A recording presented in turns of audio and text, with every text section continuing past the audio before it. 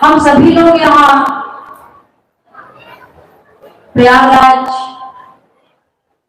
Kabir park संस्थान कबीर नगर में संत गुरुजनों के दर्शन और विचारों से लाभ लेने के लिए आए हुए हैं। यह इस बात की गवाही देता है कि हम घर में अच्छा भोजन करते थे,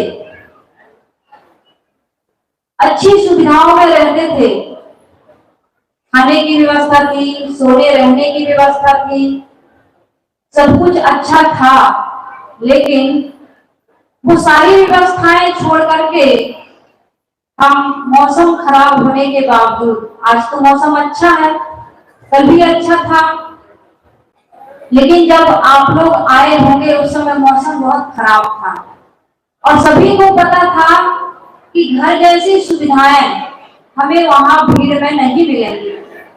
फिर भी हम सभी लोग यहाँ पर आए हुए हैं। यह बात इस बात की गवाही देती है कि हमारे जीवन में कुछ अभाव था, हमारे जीवन में कुछ कमी थी,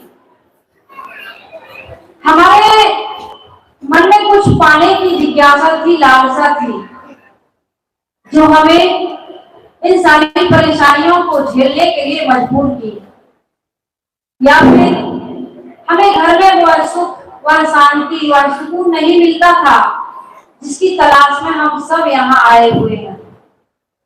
विचार हमें यह करना है, कितने लोग तो ऐसे होंगे जो बहुत दिनों से, बहुत वर्षों से सत्संग करते होंगे और कई वर्षों से यहाँ इस संस्थान से, संत गुरुजनों से, गुरुदेव जी से भी जुड़े रहे होंगे, आज भी जुड़े हैं। आज भी हमें यहाँ आना पड़ता है और आना चाहिए। मैं आने का विरोध नहीं करती, लेकिन मैं यह कहना चाहती हूँ कि जिस उद्देश्य की पूर्ति के लिए हम यहाँ आते थे, क्या वह उद्देश्य की पूर्ति हमारी हुई? और क्या जिस उद्देश्य की पूर्ति के लिए आज वर्तमान में जो लोग आए हैं, क्या हम सभी लोग उस उद्देश्य की पूर्ति कर पाएंगे? यदि उस उद्देश्य की पूर्ति नहीं हुई या नहीं कर पाएंगे तो ये कठिनाइयों को सह करके यहाँ आना और संत गुरुजनों का इतना परिश्रम करना, आप लोग देख रहे हैं मौसम खराब होने के बावजूद यहाँ पर मजदूरों का काम नहीं होता है, कोई भी मजदूर नहीं रहता। जो संत गुरुजन है, भक्तजन है, भक्तों की संख्या बहुत कम, सभी लोग संत लोग करते हैं। सारे कार्य संपादन जो यहाँ पर हो रहे हैं अधिकतम मात्रा में संत साधवियों के द्वारा, तो ये सब कुछ व्यर्थ चला जाएगा, सब कुछ व्यर्थ चला जाएगा यदि जिस उद्देश्य की पूर्ति के लिए हम आए हैं वह उद्देश्य की पूर्ति ना हो। और मुझे लगता है वह हम सबका उद्देश्य एक ही हो सकता है। मैं अपने विचार से यह बात कहना चाहती हूँ, मैंने शुरुआत में ही कहा कि हम अच्छा खाते थे, घर में अच्छी सुविधाएं थी, सब कुछ बढ़िया था, लेकिन कुछ अभाव था, कुछ कमी थी। वह कमी हमें शांति की, प्रेम की और सम्मान की कमी। आदमी अच्छा खाता है, अच्छा पहनता है, अच्छे मकान में रहता है, अच्छे वाहनों में घूमता है, लेकिन प्रेम नहीं मिलता, परिवार में सम्मान नहीं मिलता, मन में शांति नहीं मिलती। क्यों नहीं मिलती? इसका कोई कारण है। आज हमें उसी कारण को जानना है। हम सब कुछ तो बटोर लेते हैं। परम श्रद्धेय संत श्री कृपा शरण साहिब जी ध्यान शिविर में भी कहा करते थे, अभी कल फिर कह रहे थे कि बाहर तो सोना सोना है, लेकिन भीतर सोना सूना सूना है। ये भीतर का सूनापन, ये भीतर का अभाव, ये भीतर की कमी कौन दूर करेगा? इसको दूर करने के लिए कोई बाहर से आने वाला नहीं है। प्रिय से प्रिय पत्नी हो, प्रिय से प्रिय पति हो, पुत्र हो, परिवार हो, या धन संपत्ति हो, या कीर्तिमान प्रतिष्ठा हो, सब कुछ हो, लेकिन ये कमी दूर नहीं होती, क्योंकि धनवानों को, परिवार वालों को, पद प्रतिष्ठा प्राप्त वालों को भी देखा जाता है कि वो टेंशन में रहते हैं, अभाव की कमी उन्हें भी खटकती है, वो भी नींद की गोलियां लेते हैं। यहाँ तक कि उन्हें जब शांति नहीं मिलती, सुकून नहीं मिलता, प्रेम नहीं मिलता, अपनापन नहीं मिलता, तो वो सुसाइड कर लेते हैं, आत्महत्या भी कर लेते हैं। ऐसे भी केसेस देखने में आते हैं। तो ये क्यों होता है? मैं कहना चाहती हूँ कि हमें जीने की कला नहीं आती, और वही कला आज हम सभी लोग यहाँ सीखने आए हैं। त्रिदिवसीय सत्संग समारोह से विभिन्न संत महापुरुषों के साथियों के विचारों से हमें वह कला सीख करके जाना है। यह जो सत्संग है, यह भी हमें हमारे जीवन को सुंदर बनाने का कार्य करता है। मैंने एक वीडियो डाला है कबीर आश्रम देवरी के नाम पर।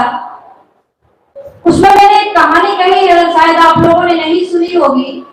एक संत जी यात्रा कर रहे थे, यात्रा के दौरान एक महिला मिली, संत की उनसे बातचीत होने लगी। संत जी ने पूछा कि बहन आप क्या करती हो?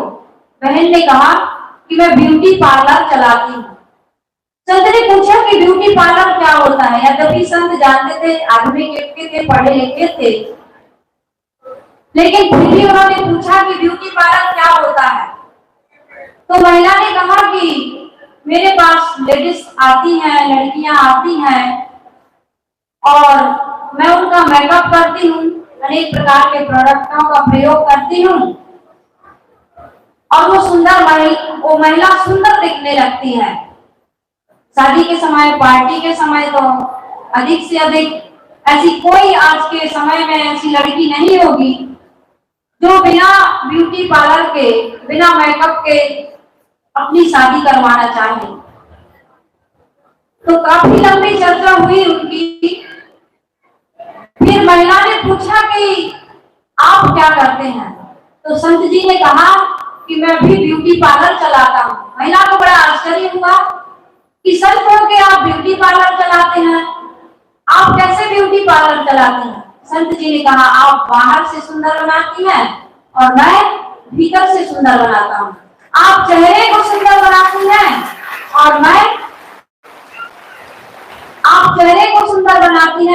और मैं चरित्र को सुंदर बनाता हूँ।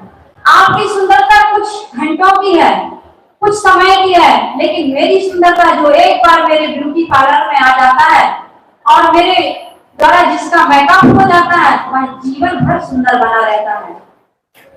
इसलिए माताओं, बहनों, मेरे श्रद्धेय सज्जनों, मेरा निवेदन यही है कि हम बाहर से सुंदर हो या ना हो, लेकिन भीतर से सुंदर जरूर बने। और भीतर की सुंदरता अर्थात स्वभाव की सुंदरता, चरित्र की सुंदरता, आचरण की सुंदरता, यही हमें शांति दे सकती है, यही व्यवहार में सुख दे सकती है, यही सम्मान दे सकती है। तो व्यवहार के अभाव, प्रेम के अभाव में, सम्मान के अभाव में, अपने पल के अभाव में आदमी बहुत दुखी होता है और यहाँ तक कि आत्महत्या कर लेता है, जो कि मैंने अभी पहले कहा। तो हमें अपने स्वभाव को सुंदर बनाना है। कहते हैं कि सत्संग में जाएं तो कुछ वहां दे करके आए और कुछ वहां से लेकर के आए और अपने जीवन को कुछ बदल करके जाएं। तो यहाँ जितने लोग सत्संग में आए हैं, मेरा आप सभी से निवेदन है कि चाहे वह दुर्व्यसन हो या हमारे जीवन का दुर्व्यवहार हो, किसी प्रकार का दुर्गुण यदि हमारे जीवन में है, अंडा, मांस, मछली, शराब, सिगरेट, तंबाकू, गुड़ाखू, सभी प्रांत के लोग यहाँ आए हुए हैं, अपने अपने ढंग से लोग नाम जानते होंगे, या गाली, निंदा, झूठ, चोरी, बेईमानी, या किसी को अपशब्द बोलने की आदत हो। कितने लोग गाली में बात करते हैं। हमारे यहाँ नरसिंहपुर मध्य प्रदेश में, वहां से काफी लोग आए हुए हैं। तो मेरा जितने भी लोग आए हैं, वहाँ के लोगों से मेरा निवेदन है कि वहां पर एक बुराई है। बातचीत में, आम बोलचाल की भाषा में लोग गाली का प्रयोग करते हैं। तो मेरा निवेदन है कि आज से आप लोग संकल्प लें कि जितने प्रकार की कमियां हैं, बुराइयां हैं, गंदा स्वभाव है, उसको सुधार करके जाएंगे, और जो बुराइयां यही चढ़ा करके जाएंगे, बुराइयों को यही ज्ञान यज्ञ में बलि दे करके, होम दे करके जाएंगे और यहाँ से जो अच्छी बातें इस मंच से बताई जा रही हैं उनको लेकर के जाएंगे और जिस प्रकार से हम घर से आए हैं कुछ बदल करके जाएंगे, अपने जीवन को ऐसा चेंज कर देंगे, ऐसा परिवर्तित कर देंगे, परिवर्तन कर देंगे कि जब हम यहाँ से जाएं तो लोग यह कहें कि बदले बदले से सरकार नजर आते हैं। हम शब्दों से लोगों को नहीं बदल पाते हैं साथियों, हमारा चरित्र लोगों को प्रभावित करता है और लोग बदल जाते हैं। इसलिए थ्योरी का ज्ञान काम नहीं आता, प्रैक्टिकल ज्ञान काम आता है। तो हम अपने जीवन में परिवर्तन करें। मेरा आप सभी से यही निवेदन है कि बाहर का ब्यूटी पार्लर कुछ दिन का है, सभी लोग सुंदर दिखना चाहते हैं, हम सभी लोग सुंदर रहना सीख जाएं तो चेहरा चाहे जैसा हो, आदमी का जब चरित्र सुंदर होता है तो एक व्यक्ति दिल से प्यारा लगता है और प्यार पाता है, सम्मान पाता है, अपनापन पाता है। और इसी अभाव, इसी कमी के कारण हम भटक रहे हैं। सत्संग में जाते हैं, संत गुरुजनों के पास जाते हैं, जहाँ कहीं भी हमें ऐसा लगता है कि जाना चाहिए, शांति मिलेगी, सुकून मिलेगी। साथियों, शांति सुकून कहीं मिलने वाला नहीं है। मेरे एक और निवेदन अंतिम में कि आप सदग्रंथों को खूब पढ़िए। सत्संग तो सदग्रस्तों को कभी कभी मिलता है, लेकिन सदग्रंथ हम जब समय निकाल पाए तभी मिल जाता है। और समय निकाल के यहाँ पर बुक स्टॉल लगा हुआ है, आप सभी लोग एक एक, दो दो, चार चार, जितना ले जा सके पुस्तकें ले जाइए और एक दूसरे को भी बांटिए और रोज समय निकालकर अध्ययन कीजिए, सुबह शाम बैठिए और जो पुस्तक में आप पढ़ते हैं वैसा जीवन बनाने का रोज अभ्यास करिए, तभी हमारा जीवन सुख शांति की अनुभूति कर सकता है। यह मानव जीवन सफल हो सकता है, सार्थक हो सकता है। तो हम सबके परिश्रम को सार्थक बनाएं, इस मानव जीवन को सफल बनाएं और अपने जीवन में सुख शांति की प्राप्ति करें। इन्हीं शुभकामनाओं और विचारों के साथ मैं अपनी वाणी को यही विराम देती हूँ। एक बार जोर से जयकार लगाइए, बोलिए सतगुरु कबीर साहेब की जय, साहेब बंदगी साहेब। बहुत बहुत धन्यवाद सुमेधा जी, आपने बहुत अच्छी बात बताई। मुझे अच्छा लगा ब्यूटी पार्लर वाली बात। और इस बीच में एक बात कहूँ, ब्यूटी पार्लर तो लोग बाहर से चेहरे को सुंदर बनाते हैं, वो ऊपर से कमियों को निकालते नहीं बल्कि कमियों को ढकने के लिए पेंटिंग कर देते हैं। लेकिन संतों का जो ब्यूटी पार्लर है वो कमियों को निकालने के लिए संदेश देते हैं, तभी स्थायी हो पाता है। और वो जब तक नहीं करेंगे तब तक के काम पूरा होता नहीं। इसके लिए आपने भी निवेदन किया, अपनी गलतियों को छोड़ें, जो गाली देते हैं गाली छोड़ें, डोनेशन करते हैं वो छोड़ें। ये सब करेंगे तो निश्चित रूप से भीतर से आप सुंदर होते चले जाएंगे। एक बात। दूसरी बात, दो तीन बार आपने कहा कि मौसम खराब होने के बावजूद, आपने एक संदेश दे देता हूँ, मौसम कभी खराब होता ही नहीं। या आप कान खोल के सुन लो, मौसम को खराब और अच्छा कहने वाले हम निर्णय करते कि खराब है अच्छा है। जाके किसानों से पूछो, क्या गजब का बरसात हुई, आनंद आ गया, इसकी जरूरत थी। सही है ना? क्योंकि हम कार्यक्रम का आयोजन किए थे इसलिए लग रहा है ना ये खराब है ना अच्छा है। मौसम जैसा है वैसा है, क्या करना है उसे स्वीकार करना है। क्यों हम बदल नहीं सकते? जब आप खराब करते हैं उनके प्रति विरोध का भाव सकता है, लेकिन जब स्वीकार करते हैं विरोध खत्म हो जाता है और आप नए सिरे से नए चिंतन से उसको स्वीकार लेते हैं। तो देखिए, उनका इंटेंशन सही था, उनका भाव सही था, शब्दों का भी चयन हमें सही करना है।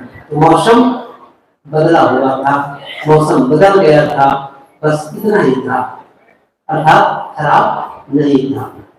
मेरा भाव नहीं है कि मैं सुविधा को कोई क्रिटिसाइड करूं ऐसा नहीं है, वो भी समझ रही है, लेकिन एक शब्दों का प्रयोग है उसको बताया तो हमसे पूरी कारगर है। अब मैं आगे विचार रखने के लिए आमंत्रित करता हूँ कबीर ब्रह्मचारी आश्रम मूला से आई हुई साध्वी सुमन, आप अपने विचार रखें।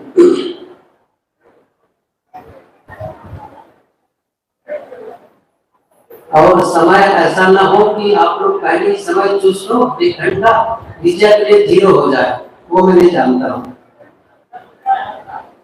ऐसा होता है। ठीक है,